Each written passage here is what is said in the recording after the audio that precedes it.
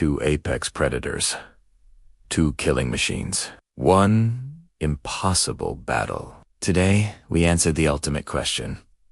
Saltwater crocodile versus great white shark, who would truly win? First up, the saltwater crocodile. This ancient beast has a crushing bite force of over 3,700 psi, armor-like skin, and is a master of the ambush. It can hold its breath for up to 2 hours, making it a patient and deadly hunter in rivers and coastlines. Hits upon the great white shark.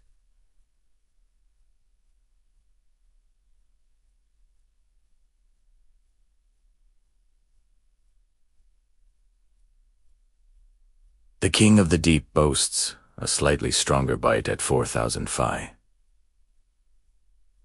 and a terrifying speed of 25 miles per hour. It's a perfect killing machine, built for open water. So, where does this battle take place? Let's say a shallow coastal area where both can maneuver.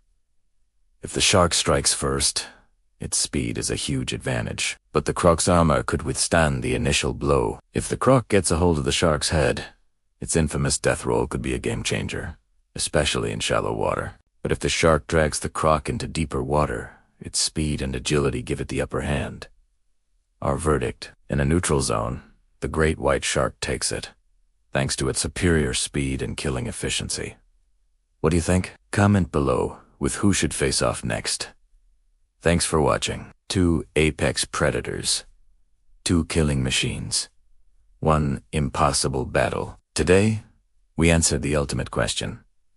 Saltwater crocodile versus great white shark, who would truly win? In one corner, we have the ancient river king, the saltwater crocodile, a living dinosaur that has perfected the art of the ambush over millions of years. And in the other corner, the ocean's most feared hunter, the great white shark, a torpedo of muscle and teeth built for pure predatory efficiency. These titans rarely cross paths in the wild. But today, we're bringing them together for the ultimate predator showdown. Let's start with the saltwater crocodile, a masterpiece of... This beast can grow up to 23 feet long and weigh over 2,000 pounds. Its most legendary weapon, a bone-crushing bite force of over 3,700 psi. To put that in perspective, that's strong enough to snap bones like twigs.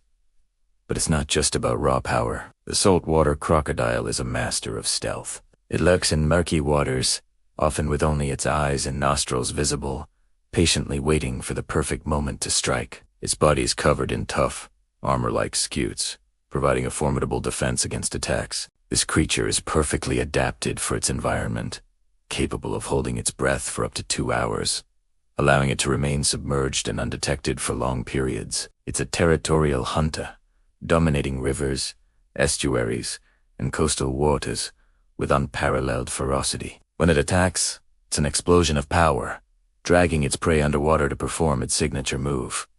The death roll. This violent spinning maneuver tears flesh and disorients its victim, ensuring a quick and decisive end. The croc is a patient, powerful, and heavily armored killing machine. Now, let's meet its challenger, the great white shark.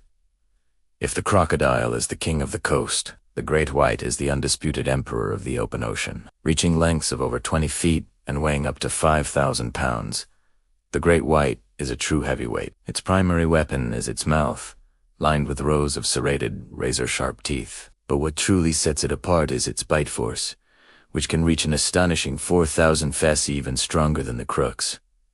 Unlike the croc's ambush style, the great white is a power predator. It uses incredible speed, reaching up to 25 miles per hour, to launch devastating attacks from below. Its hunting instinct is flawless, with a powerful sense of smell that can detect a single drop of blood and 25 gallons of water in electroreceptors it sense. The faint, electrical fields of living animals.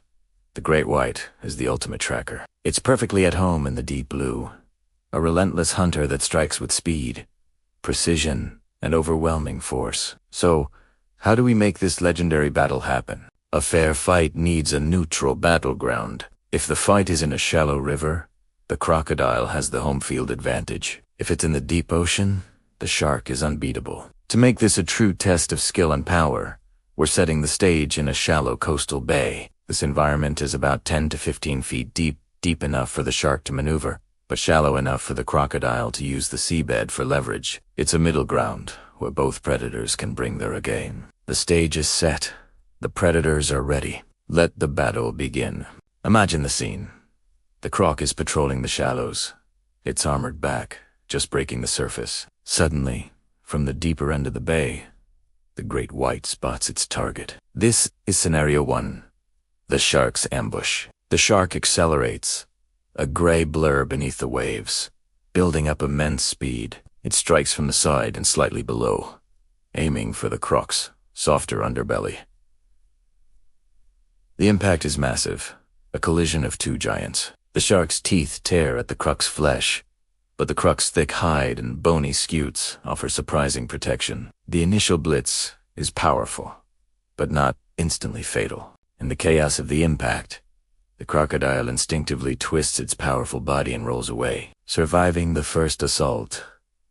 The shark, surprised by the resilience of its opponent, circles back for another pass. Round 1 goes to the croc for surviving the shark's signature attack. Now, the crocodile is on high alert. It knows it can't outswim the shark in a direct chase, so it must rely on its own unique strategy. This brings us to scenario 2. The crocodile's counter. The croc sinks lower in the water, using the murky shallows as cover. As the shark circles in for another attack, the crocodile waits. The shark comes in fast, but this time the croc is ready. In a sudden burst of speed, the crocodile lunges upward, not at the shark's body, but at its head. Its jaws, with that incredible bite force, clamp down on the shark's sensitive snout and gills. Now the croc unleashes its signature move, the death roll. It begins to spin violently in the water, a vortex of power and aggression. For the shark, this is a nightmare. In the shallow water, it doesn't have the space to swim freely and build momentum. The crocodile's grip is relentless, and the spinning motion disorients the shark and restricts water flow over its gills. A shark needs to constantly move to breathe, and the croc's death roll is designed to prevent just that. The crocodile's powerful jaws and brute strength give it a clear advantage in this grappling, close-quarters combat. If the croc can maintain its grip, it could very well incapacitate the shark. But the great white is a survivor. It won't go down without a fight. This leads us to scenario 3. The shark changes the game. Realizing it's at a disadvantage in the shallows, the shark uses its superior size and raw power for a desperate gambit. With a powerful thrash of its tail, it breaks free from the croc's grip, leaving behind a nasty wound but regaining its freedom. Instead of re-engaging in the shallows, the shark changes tactics. It swims towards the deeper part of the bay, trying to lure the crocodile into its own territory. The crocodile, seeing its opponent wounded, gives chase. But as the water gets deeper, the dynamic of the fight shifts completely. The crocodile is a powerful swimmer, but it's not built for a sustained high-speed pursuit in open water. It becomes slower, more cumbersome. The great white, now in its element, has the advantage. It's faster, more agile, and can attack from any angle above, below, or from the sides. The shark begins to circle the crocodile, launching a series of lightning-fast hit-and-run attacks. It bites at the croc's legs and tail,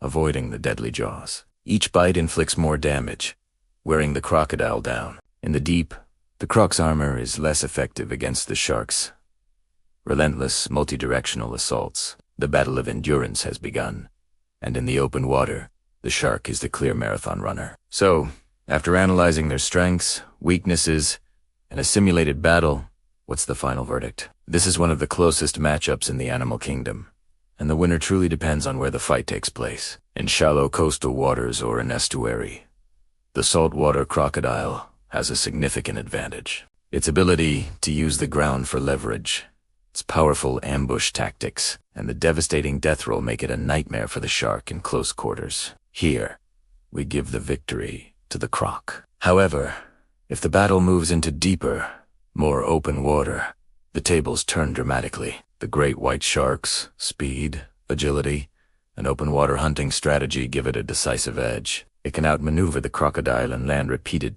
debilitating blows from all angles. In this scenario, the shark would almost certainly emerge as the victor. So, If we place them in our neutral coastal bay, it's an incredibly close call. But victory would likely lean ever so slightly toward the great white shark. Its combination of greater size, superior speed, and lethal biting efficiency gives it more ways to win the fight. The final blow would likely be a high-speed strike in the deeper end of the bay, where the croc simply can't compete. What an epic battle! Two of Earth's most perfect predators, pushed to their absolute limits, but the world is full of titans. Who do you think should face off next? A polar bear versus a Siberian tiger? A hipovexus? A rhino? Comment your ultimate predator showdown below. We might just make it happen. Thanks for watching, and don't forget to like and subscribe for more epic battles.